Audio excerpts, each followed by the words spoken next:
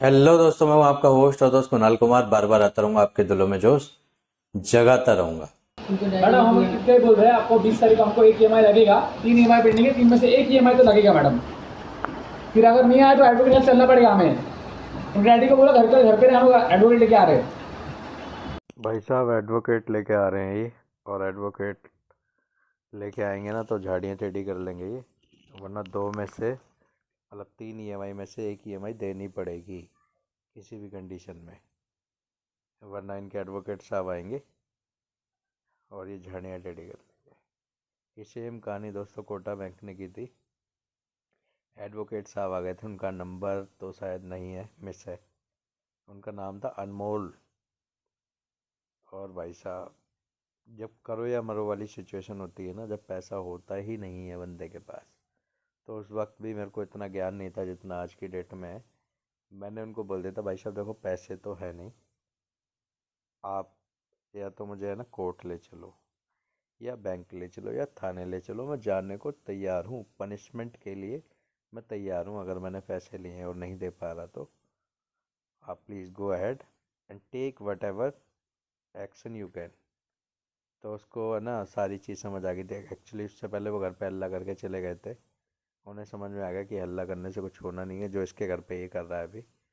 और अगले दिन या एक दिन बाद मेरी शॉप पे आके एडवोकेट साहब है ना, मेरे हाथ दबा के, दादा दादा दादा आप भर दो, दादा दादा आप भर दो, सारी वो सेटलमेंट की कहानी बता गए, जब था ही नहीं बिल्कुल।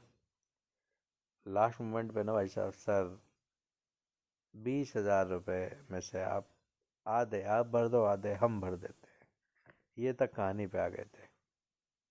लेकिन कहानी वही थी, करो या मरो, है ही नहीं पैसे, देंगे कहाँ से। मैं भाई साहब जो तुमसे बनता हो वो कर लो, पैसे नहीं है।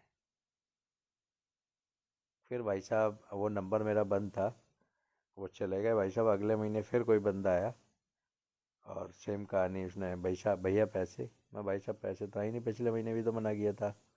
तब उसने भाई ने बताया कि अच्छा आपका नंबर चालू नहीं है। मैंने कहा नहीं। अच्छा किसी ने फंडिंग कर दी होगी, आपके पास मैसेज आया होगा और आपको पता इसलिए नहीं लगा नंबर चालू नहीं है। तब पता लगा कि फंडिंग क्या भला होती है। तो ये सिर्फ और सिर्फ अपने टारगेट के ऊपर उछल रहे होते हैं, और बैंक से इनको गो अहेड होता है कि आप जो मर्जी करो, हमारी तरफ से कोई दिक्कत नहीं है, जितना टॉर्चर कर सकते हो करो, पैसा निकालो बस। लेकिन आप इनकी क्या बोलूँ दोस्तों, ये जब ग्राहक है ना इस सिचुएशन में होता है कि वो नहीं दे पाए, तभी वो रोकता है। वरना किसी को अच्छा नहीं लगता कि कोई आए उसके घर पे आके चिल्लाए। आइए सुनते हैं क्या क्या धमकी दे के आएगा भाई साहब ये। ऐसे तो डीआरए किया, ये सब मत बताइए मुझे।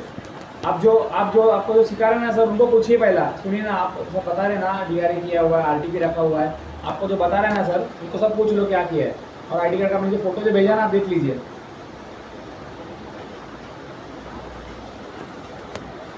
अच्छी बात है ना सर, आपको तो अच्छा लग रहा है ना, आपके घर पे बंदा आ रहा है तो मैं क्या बोल रहा हूँ, आपको फोन ही करना है सर, ब्रांच में आ जाओ सर। तो आपने ब्रांच से लोन नहीं लेना, ब्रांच के पर्सन आपके घर पे आ सकते हैं सर, ब्रांच पर्सन आपके घर पे आ सकते हैं। क्यों? आप पे डिपेंड रहेगा, आपका पैसा है, अपना आपका पैसा ले। कहाँ पे लिख के दिया है ऐसा आपने? आपने ऐसा लिख के कहाँ पे दिया है क्या, जब मेरा पैसा है भरूंगा? तो आपको पता नहीं है कि आप आगे नाम सुना है ना सर, आप कलेक्शन में काम कर, आपको पता नहीं है इंजीनियर पेंडिंग करना, आपको कौन बताया इंजीनियर पेंडिंग करने को? तो मजबूरी में हम लोग सपोर्ट करें ना आपको, मजबूरी में 3 पे करने बोल रहे हैं, हम लोग आपको एक ही में पे करने बोल रहे हैं। तो क्यों नहीं हो पाएगी? सामने आओ ना, फिर सामने आओ। पैसा आप चिल्ले उसी बात हुई। मैंने एक भी शब्द सबसे टुकर से बात किया क्या? आखिर रिस्पेक्ट ही दे रहा हूँ ना आपको मैं। ये क्या बात हुई? ऐसा नहीं करूँगा, नीचे मिल मेरे को दिखा दो तेरे को। आएगा तो बोलती हूँ आपने उनके डैडी को बोला क्या ये सब जी? मैडम हम कितने बोल रहे हैं आपको, 20 तारीख को हमको एक ईएमआई लगेगा, 3 ईएमआई पेंडिंग है, 3 में से एक ईएमआई तो लगेगा मैडम। फिर अगर नहीं आया तो एडवोकेट के साथ चलना पड़ेगा हमें। उनके डैडी को बोला घर पे हम एडवोकेट लेके आ रहे हैं। अगर नहीं जम रहा है तो हम डैडी से डैडी को पूछ के दिए थे क्या? रेफरेंस का नंबर है डैडी का उनके। रेफरेंस में नंबर है डैडी का। लोन देते समय किसी से पूछते क्यों नहीं मुझसे हो, इनसिक्योर लोन है, कैसे पूछेंगे? तो फिर और किसी को आप चिल्ला भी नहीं सकते ना। कहाँ चिल्ला रहा हूँ मैडम? मेरा आवाज इतना, कहाँ चिल्ला रहा हूँ मैं? आवाज नहीं, आप इतनी तो बदतमीजी से बात कर रहे बोल हैं। रहे हो ना, तो आपके पति को बोलो ये सब चीज, बक्सोरी बिक्सोरी बोल रहे हो, कलेक्शन हमें सिखा रहे हैं। जो भी हो, तू तरह से वो बात कर रहे, मैंने आपको एक भी चीज में तू तरह से बात किया हो क्या? हल्ला मचा के बात कर रहे हो, आराम से हल्ला मचा है ना वो, उनको वो क्या बोल रहे हैं, जाओ इधर से निकल जाओ, मैं 3 महीने पैसा नहीं भरूंगा। कौन से हिसाब से नहीं भरेंगे 3 महीने पैसा? हाँ ठीक है, लेकिन आपको आराम से अच्छा बात लग रहा है करनी क्या? चाहिए। मैडम मेरे को, मैं आज भी आराम से बात कर रहा था, बरोबर है? लेकिन अभी उन्होंने तो क्या करना चिल्ला रहे हो चाहिए? ना। 3 महीना नहीं पैसा भरूंगा, कौन से हिसाब से नहीं भरेंगे 3 महीने तो पैसा? जब इंसान परेशान है तो कहाँ से भरेगा? परेशान है तो परेशान में सब काम चल रहा है उनको। एक अगर कहाँ काम चला? अभी तो 2-4 अगर दिन आदमी हुआ परेशान है, अगर आदमी परेशान है तो ऐसे बोलेगा हमसे, बकचोदी मत कर, ऐसा मत कर, बोलेगा कोई? प्यार मोहब्बत से होता है ना। हाँ प्यार मोहब्बत होता है, बात बराबर है, लेकिन 20 तारीख को एक EMI लगेगा मैडम, वो कैसे भी अरेंज करो। अभी जॉब ढूंढ ही रहे हैं तो मुझे नहीं मालूम मैडम, जॉब पे डिपेंड रह के लोन लिया था क्या? 3 EMI पेंडिंग है, 3 में से एक EMI बोल रहे हैं, हम लोग बोल रहे हैं कि 3 के 3 भरो। एक EMI भर रहे हो, वो भी आपको अरेंज करके भरना पड़ेगा, खत्म हो गई बात।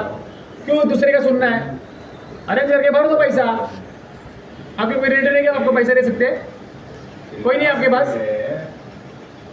सिंपल एक EMI ये खत्म कर दो ना यार। हम 20 तारीख को आए, हमको एक EMI लग गया। होएगा तो दिया जाएगा, नहीं वो नहीं होएगा तो देख लेना बाजू में, अरेंज करके भर दो पैसा। देखते हैं।